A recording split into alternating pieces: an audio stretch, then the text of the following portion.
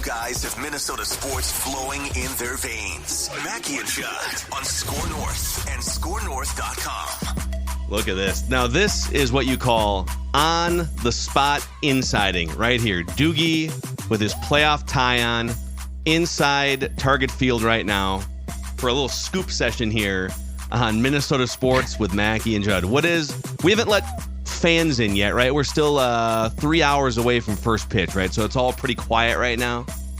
It is relatively quiet. Good to see you, Phil, Judd, Declan as well.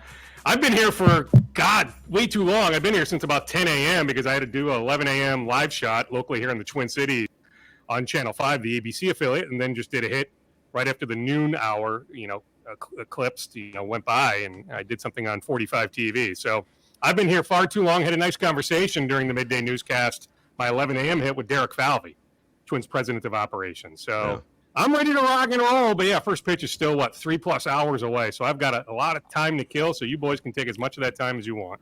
So no shock. The good news is that Royce Lewis is going to play through the hamstring, which we both were at the press conferences yesterday, and I'm not surprised about. He's going to DH, not play third. Byron Buxton is not on the roster. Keep in mind, if the Twins do end the 18-game losing streak, he could be on the roster for the divisional round. But I think the roster pretty much played out to what we thought it would. And the only thing that I find to be interesting for game one, I guess, Dukes, is that it's going to put Polanco at third because his bat, obviously, you want in there. But that's the only trickle-down fallout that I think is an interesting storyline of this whole thing. Yeah, I mean, Ryan Jeffers starting a catcher, not a surprise. But, yes, in an ideal world, Polanco at second, Lewis at third, Julian, the DH. Now, I'd be happy to have a debate about Willie Castro versus Michael A. Taylor in center field. I don't know if I like Willie Castro on the bench here in game one. Now, he may end up in the game, middle of the game. So, it may change, relatively quick after the first pitch. But starting lineup-wise, we could have that debate. But, yeah, no surprise with Byron Buxton not having real in-game action outside of 4 at-bats, 5 at-bats at AAA St. Paul. It's not a surprise that he's not on this initial 26-man roster. On Royce, I will say, Judd, you and I were both on the field on Monday afternoon. It is clear, hamstring injury, incredibly tricky. I've talked about this with Cody Lindenberg, who to me is the Gophers' second-best defensive player. Tyler Nubin, then Cody Lindenberg of Anoka. Well, Cody was trending to play September 16th against North Carolina, actually did stuff in practice that week, then doesn't go, then actually didn't practice the next week, doesn't play at Northwestern, didn't play against Louisiana. So it tells you the trickiness. I get a different sport, but the trickiness of a hamstring injury, clearly. Just watching Royce field ground balls at third base, in the batter's box, also taking some swings because those batters wanted to hop in. So Royce took some swings earlier in the day, but with the shadows are going to be an issue at 3:45 this afternoon. Royce wanted to get some hacks in the batter's box, but it's pretty clear. He's not moving like you're accustomed to him moving. So my question is, if he puts a ball in the gap, how is he running to second? And if there's a chance to stretch a double into a triple, how is the running going to impact him? Because I'm just telling you, the hamstring definitely is not 100%. Interesting. So, yeah, it's an interesting gamble because on one hand, it's a 3-game series. I know that the Twins have lost 18 consecutive of these things, but a one-game, it should be in theory be a coin flip between the Blue Jays and the Twins, regardless of whether Royce Lewis plays in an individual game. I think if you played 100 games without Royce Lewis, it's a big deal, right? So on one hand, you could give him a few extra days rest, try to just beat the Blue Jays 2 out of 3 without him, and then maybe he's ready to rock and roll for the divisional round. But if you put him out there and, he hits a ball in the gap, it's the 6th inning, he's trying to stretch it into a double, and he re-aggravates, and now he's out for the month. It's just, I don't really have a question, Dukes. I just think it's a really interesting, calculated gamble by the Twins to just say, he's not ready fully because he's not playing third base, and he's probably not going to sprint out of the box, right? But we think his bat is valuable enough to maybe hit a ball over the fence in this series. Well, yeah, I think that's exactly it. He hit a ball over the fence late last week. These conditioning type, I don't want to call them games, but Josh Winder, Jordan Balazovic, and Jorge Alcala, middle of last week, Alcala ended up in Denver eventually for that final series against the Rockies. But those guys were pitching to Royce, to others, Target Field. Some guys got some working over at CHS Field as well. So, yeah, I think that's it, Phil. That, so many of these playoff games come down to, 2-1, 3-2, 4-3, and the difference is a ball over the fence, that there is a belief that Royce can do that, whether it's today, tomorrow, or if needed, a game 3. But, to me, if you're comfortable enough with the idea that if a ball goes to the gap, that he's going to find a way to get to second base or even potentially third base, why not just play him in the field? Play him at third base. How many times is a little dribbler going to occur, fielding a bunt, that if you're relying on him to run the bases, why not just put him in the field? I think they're concerned. I'd love to hear a medical expert differentiate between the two, because if you're okay with him running, second base, third base, why not just have him field his position? I think they're concerned about him going ranging though, because if you run out of the box, it's one step and boom. If you try and move laterally there, I think that's the concern. At least that's what I read initially. Hey, how about this? Because I love this one, and it's been on Twitter quite a bit. How about Pablo Lopez showing up in a Johan Santana jersey, who was his hero as a kid, and of course, go back to October 2004, the last starting pitcher for the Twins to win a playoff game. Love it. Pablo Lopez, he's sort of flat line. He seems like a really good guy, but he's sort of flat line. But I like how he's wired, if that makes sense. I love how he's wired, right? And he feels like not going to Denver. He did not travel with the Twins to Denver. That's staying back here, not having to deal with the altitude, that he got his work in here at Target Field Friday, Saturday, Sunday, that he feels refreshed. He is ready to go. Now, he has the one prior postseason start, but it was 2020. It was the COVID year, right? So I don't know how much stock we can put into that one start with no fans in the stands. But, yeah, I fully expect Pablo, especially with the shadows, that sweeper, best of luck picking up that ball out of his hand. That I do think Pablo Lopez is going to fire bullets today. Now, if you want to have the debate, Sonny Gray, Pablo Lopez, who should have started game 1, I'm all ears. I'd listen if you said, hey, Sonny Gray should be starting today, not Pablo Lopez. But this is the way it's been all year, Lopez in front of Gray. So I have no problem with Pablo Lopez starting this game today. And I think as we look back in 4 or 5 years at this 4-year, $70-something million extension that the Twins signed Pablo to, I think we'll look back and say, wow, that is one team-friendly contract. I get it why Pablo took the money, right? That's life-changing money. You don't turn down money like that. But I think we'll look back and say that was one heck of a shrewd decision by the Twins front office. Yeah, and I've seen some of the comments Pablo has made, the last couple days, and then going back to, you had a conversation with Ryan Jeffers, I believe, last week, and Kyle Farmer. They're leaning into this. Pablo, I'm paraphrasing Pablo, but I believe it was his pre-series press conference yesterday, and he said, listen, obviously we weren't around for the duration of the 0-18, but the fans were. And that's kind of what I wanted to hear more from the Twins over the years, which is the fans that go to the games and that sweat this team. To dismiss the 0-18 is to sort of dismiss the fans. And I like that you've got some team leaders here that are just kind of leaning into it, wearing the Johan jersey, showing up at the ballpark. Is that your sense that this is probably the most leaning in I have seen a Twins team during the streak? I can't think of a close second, I guess. What's your read on it?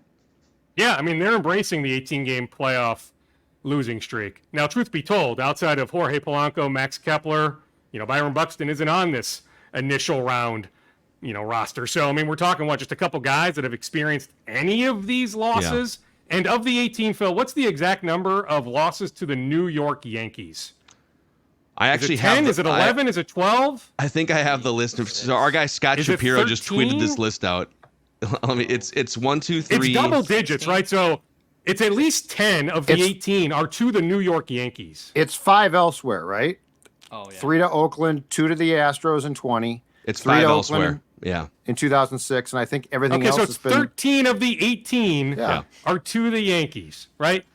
Now, if it was the Yankees here today, maybe they wouldn't necessarily be embracing it. But, yeah, they're absolutely embracing the 18-game playoff losing I mean, streak. Michael K's doing the game. Michael And K A-Rod is there. Is this a jinx of some in sort? fact, Declan talked to Michael K. Michael K was doing his radio show from our studios yesterday, and Declan actually talked to him in the hallway yesterday. I did. I said, hey, Michael, there's a lot of Twins fans who feel comfortable with you and Alex Rodriguez calling a Twins playoff game. And Michael pointed out to me, they said that's true, but the last time the Twins won a playoff game, they were facing A-Rod. Yeah, that's true. So which way do you want to look at it? Yeah. That would have been 2004. Shannon Stewart, leading off? Certainly in the lineup, I would imagine leading off. Yeah. Corey Koski, my guy, at third base. Lou Ford. Jock Jones, Torrey Hunter. Michael Kadire was the second. Michael Kadire was the second baseman in that game. 6,937 days ago, 991 weeks ago, 18 years, 11 months, and 28 days since October the 5th, 2004. Man, that's yeah, how we long just call it's it been. 19 years, right? I mean, we're just about 19 years to the 6,000 day. 6,900 plus days is pretty damn impressive. Now, here's the thing. If they somehow, which these games are toss-ups, right? I like the matchup against Gossman because they've had some recent success against Gossman, but if you don't win today, and I talked to Paul Molitor, how about that for a name drop? I had a nice conversation with Molly on Monday. He called today a must-win. Like, he thinks if they lose today, yes, in theory, could they win game 2, win game 3, win the series? Of course they could. But Molly's point was there will be so much chatter about a 19-game playoff losing streak tonight, all the way up until first pitch at 3:40 or 3:38 tomorrow afternoon, that at that point, they won't be embracing the losing streak. It'll wear them down. So Molly pretty much said, hey, like, you need to win game 1. But, like, what's next? If they somehow lose today, lose tomorrow, if the losing streak gets to 20 with Lopez, with Gray on the mound, then what? Now, hey, for what we do for a living, we root for storylines. So, like, I can accept a storyline like that. But, like, that how would is be that incredible fodder. How is that any more incredible than, like, the last 3? Even I thought it had kind of run its course 4 years ago. I'm ready for it to just be over. We've all talked, Phil.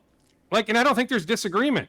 The way this roster is constructed, this is as good a playoff roster as they've had in a while. Yeah. I get it. They set the home run record that Atlanta tied this year in 19. I understand that, right? But looking at the pitching staff, 1 through 26, right, that this roster is better set up than just about any of these for the Twins going back a really long time. So I'm just saying, if they somehow lose today, lose tomorrow, then what? Well, and Dukes, don't forget, too, that Game 2 has a fantastic storyline because Jose Barrios is going to start for the Jays. Jose Barrios, who actually pitched well in 19 and 20, but is still part of that streak, is going to be on the mound in an absolutely pivotal game in Game 2. So, like, there's a lot of interesting, when you talk about rooting for storylines, there's a lot of interesting storylines at play here. Yeah, absolutely. And Jose looks to be ready to go. I exchanged brief pleasantries with him in the bowels of Target Field early this morning. He was on his way to the press conference room to address the assembled media. Yeah, I mean, I wasn't sure. Could it be Chris Bassett in Game 2? Could it be Kikuchi? Right? I wasn't sure if it was a lock that Barrios would go Game 2. But yes, Barrios Game 2. We don't know who they'll roll with in Game 3 if there is a Game 3. But I would imagine Bassett. But you could make a case for the lefty Kikuchi. Yeah. But yeah, I mean, I love it. Just bring on the additional storyline of Barrios going in Game 2. And Phil, when I say I'd embrace that storyline if it gets to 20, if they're swept when we've all thought this is their best chance to at least end the streak, but hey, also maybe make a run at least into the second round against the Houston Astros. But hey, I'm all for, let's see them win a game or two. Let's see them go to Houston. Houston was not that good of a home team all year, and I get it. Verlander set up to start Game 1 on Saturday. But trust me, if the Twins can beat the Blue Jays, I would take my chances on Saturday, Game 1 in Houston. I just think you can make a compelling case for any of the 6 teams in the American League to get to the World Series. Yeah, well, now, if you want to give me some resistance on Texas, fine, I'll listen a little bit on Texas. But I really think just because of Texas's offense, you can make a case for Texas, but you certainly can make a case for Baltimore, definitely for Houston, definitely for Tampa, and definitely, to me, the Toronto Blue Jays and Minnesota Twins. See, that right there is, if we weren't, rightfully so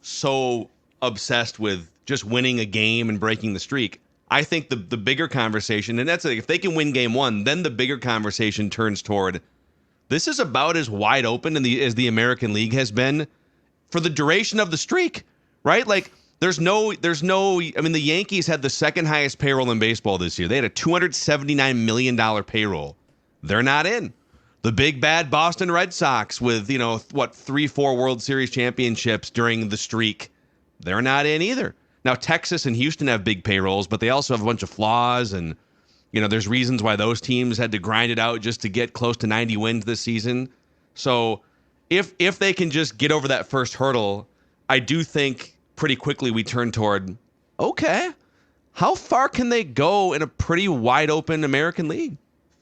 Then you consider that it's not a done deal that Byron Buxton doesn't come back at some point this month. Hey, I think Bailey Ober, I get it. He's way beyond his innings limit, all that. I still like game 3, and I like Joe Ryan. And Toronto hasn't hit home runs like we thought they would hit home runs this year. But to me, there's still a fear factor, if you're a Twins fan, heck, a Twins employee, whatever, that Joe Ryan against that Blue Jays lineup, does he give up 2 or 3 home runs on Thursday? That I could make a case that Bailey Ober should be the starter on Thursday, but he won't be. Right, but he could be the potential game 1 starter Not the roster, on right? Saturday. If not game 1, then game 2 on Sunday. So you think about the roster changing moving forward. Joey Gallo, no, right? But the two to me would be Ober and Buxton. The most important thing, though, is this. In the past 5 games, so in the Baldelli era of playoff defeats, I believe this team is averaging 1.4 runs per game. So that's actually... Other than the Dobnik atrocity in 19, the starting pitching, they've had their starts cut short, but they have not been bad. Like the ERA of the starters in these past 5 defeats has not been bad. This is all about one thing. Can you generate, and like in a game 3, let's say Joe Ryan gives up 3 solo shots. Can you generate runs yourself? That to me is the absolute paramount thing, because that's in Rocco's era of losing playoff games, it's actually the bats that choke more than the pitching that chokes. Yeah, I mean, the easy thought is, well, Randy Dobnak started a game 2 at Yankee Stadium. And it was awful, pitching. yeah. No, you're right, Judd. Yeah, I mean, okay, that day, but you look at the totality, right? It is. It's absolutely the offense. Now, Phil, you can probably speak to this better than I, but you can run on the Toronto Blue Jays. Correct me if I'm wrong on that, but you can steal a base against Toronto. I'd like to see the Twins running game get going today. Don't hesitate to send some of these guys. That's not why. Royce Lewis. Not Royce Lewis, though. No, not Royce. No, not Royce. No, but if Julian leads off the game, right? Consider it then. Certainly, if Taylor reaches base, batting 9th, he can. If Willie Castro comes in later in the game, he certainly can. My point is, I would not hesitate to run against this Blue Jays pitching staff. Yeah. Yeah, I think that there's a fighting chance that we might see a late game defensive flip-flop switch here of Polanco to second, Julian out, Castro at third. And Castro can I like the bench in the sense that I think they've got some components there of guys that maybe can't come in and hit a home run, but they can do the small things. And it's my humble opinion that in playoff baseball, the small things win you games. Well, also Stealing think a about base. it. So, yeah. Well, Things like I'd that. like to see it. Yeah, I want to see it. But like on July 13th at the All-Star break, the Twins were 24th in baseball in runs scored? Mm-hmm. They finish top 10, right? Maybe it was just 10th, but 10th, yeah. They jumped up significantly July 13th on. Second best record in the American League from July 13th on. Best record in the American League in the month of September. To me, there is something to be said about the Twins playing their best baseball here when it matters most. Hey, real quick, as we've kind of touched on it, but just now that we've had a month of Buxton trying to get back, and we'll see what happens if they advance to the next round, but he's not healthy enough or they don't trust it enough for him to be here on this 26-man roster. What is his current medical condition? I mean, is it just the guy's got chronic arthritis in his knee and it's just currently too painful? Like, is there anything sort of deeper or beyond that you can tell us, Dukes? Well, I mean, he got that cortisone shot. He's been feeling okay, all things considered. I mean, that knee is going to be an issue moving forward, right? Yeah. I mean, that's undeniable. But in this moment, my understanding is he's feeling okay. Now, he wasn't out there during the media session yesterday for the workout, but he has been getting work in. But that was a telltale sign when he wasn't out there in front of our eyes that he wasn't going to be on this initial roster. But my understanding is he's feeling okay, right? But the conundrum for the Twins is, they knew probably a day or two ago, wanted to make sure that Royce was okay this morning, but had a sense going back a few days that Royce was going to be the DH. So if he's the DH, right, you can't really feel confident putting Buxton in center field. So that was the conundrum. Where exactly does Buxton fit? He hasn't seen Major League pitching forever. So you're going to use him then in a key spot, 7th inning, 8th inning, bottom of the 9th as a pinch hitter? I have a hard time seeing that. So as you think through different scenarios, where exactly did Buxton fit in? And that's why the Twins left him off this first roster. Hey, before we get to some other stuff here, here's the good news. If they do lose game 1 and Kevin Gausman is lights out, Cody Finch and Finch Home Solutions can help you turn those lights back on and fix your electrical problems, Judd. Oh my God, that's such a great transition. And you'll see that van pull up to your house and you're going to be like, yes, the fix is here. It's my ace. You know what? Finch Home Solutions, when it comes to electrical problems at your home, Finch Home Solutions, it's not only the ace, it's the closer as well. And I'm talking big or small. I'm talking an outlet being replaced. I'm talking your entire house being rewired. Finch Home Solutions is going to take care of the problem. Fast, efficient, courteous, all of those good things. So good that they came into Sports Dad's house and I opened the door. Very few people allowed in this house. Dukes once was as well. Declan, no go so far. 612-357-2604 or finchhomesolutions.com. Finchhomesolutions.com. Cody is a huge fan of the purple. He's a huge fan of making sure that your house is safe. And of course, if you call them, say the guys from SKOR North, Purple Daily, The Scoop, whatever you want, say we told you to call, because you know what? Finch is going to fix any problem you have. Dukes, what else do you have? We can move on from Twins here. What else do you have in your scoop bag for us? Anything? The Vikings got to win. Hey, the Vikings got to win. They're on the board here. Josh Oliver with a big game, big free agent signing. Anything in your Vikings bag you like to throw out here? Well, and Marcus Davenport was really, really good, right? And that's what the Vikings envisioned. That's why there was some frustration earlier when he couldn't push through, that he only plays the 4 snaps in Philly, then wasn't ready for the Chargers game. But you can see when he's on the field, he is capable of being a difference maker. I will admit, I was very surprised that Dalton Risner did not play.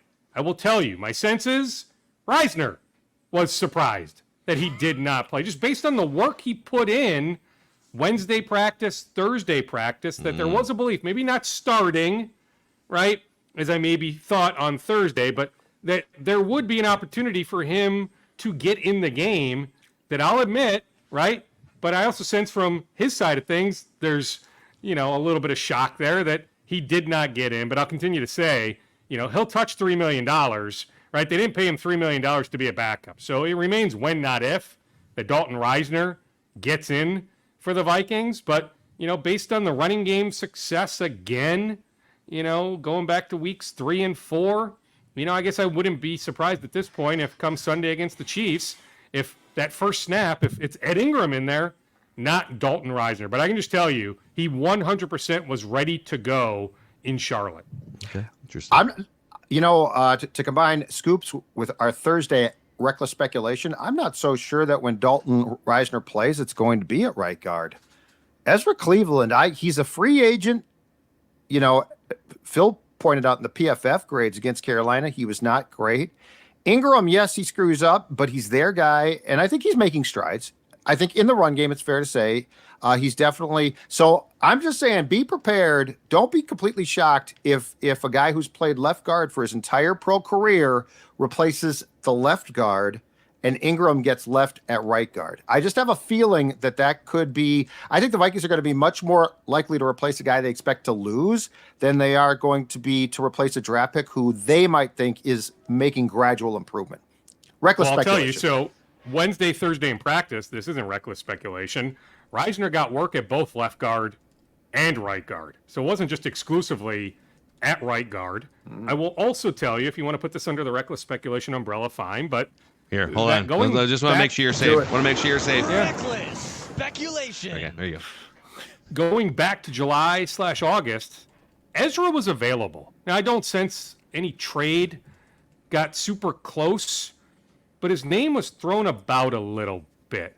Like, he was attainable if it got pushed a little bit further. And there just hasn't been any traction, by the way, on any sort of contract extension. Not like there's ever been any sort of active talks on that front. So, Judd, I wouldn't rule out what you're saying. You absolutely could be onto something. Interesting. Okay, there might have been a Jaden McDaniels contract comp that hit the wire yesterday. Are we looking at like a $30 million a year price tag on Jaden McDaniels going forward here? So, Phil, I'm glad you brought this up. So, if you go back to mid-July, I did a social media video alluding to $21 to $24 million a year. What I didn't account for was thinking more about the Jaden McDaniels side. Sure, in a negotiation, you start low. The Wolves were hopeful to get a deal done months ago in that range. Yeah. Now Now you look at, and this was even before Monday's Devin Vassell extension with the San Antonio Spurs, 5 years, $135 million. He can reach 146 by hitting some incentives. So you think about Devin Vassell. Is Jaden McDaniels better than Devin Vassell? We can have that debate, but they certainly are close. So Jaden McDaniels, bottom line, is not signing for anything less than what Devin Vassell just signed for. Because of this, if you look at the amount of teams that will have cap space next July, and if you look at the free agency class, it's not strong. There absolutely is an offer sheet out there for Jaden McDaniels that will touch $30 million a year. Ooh. So, yeah, the Wolves can match it next July, right? But, like, if you're the Jaden camp, I think you're okay getting to restricted free agency if the Wolves don't want to pay up right now. The Wolves know the price of poker. Paying him $24 or $25 million a year on a 5-year deal is not going to get a deal done. The deadline is October 23rd. he's not good enough for that right now. I think you'd be hoping. Well, I don't that think he's used, right? I could argue he's good enough. His usage rate, the way he's used, right? That's fair. That's I mean, a fair standing point. in the corner, I think there's more to his offensive game. I really do. But the way he's been used, and if you look at their cap situation moving forward, right, and I just don't know how much he'll be on the ball moving forward, you can make a case the way the roster is currently configured that, yes, he is not a $30 million a year player. But in the big picture of the league, I think he is a $30 million a year player. Yeah, it'd be super interesting to see how that shakes out. All right, any final scoops here before we send you back into Target Field here for the Twins' first playoff win in 19 years? That's it. Tom Kelly throwing out the first pitch today. TK's dealt with some stuff health-wise, going back a little bit. So really, really happy to hear that TK is in a good spot to throw out that first pitch this afternoon. Awesome, man. Awesome. There he is, Darren Doogie Wolfson from the 5 Eyewitness News Sports Department. Scoops every Tuesday and Thursday here on Minnesota Sports with Mackie and Judd. All right, Doogie, we'll see what happens here in a few hours. Love it. Love you, boys. See ya. Here he is, reporting live on the scene at Target Field, gentlemen. All right, we'll shut up, get this thing posted for you guys, and we'll be back with a little Twins vent line on the SKOR North YouTube channel after the Twins beat the Blue Jays today.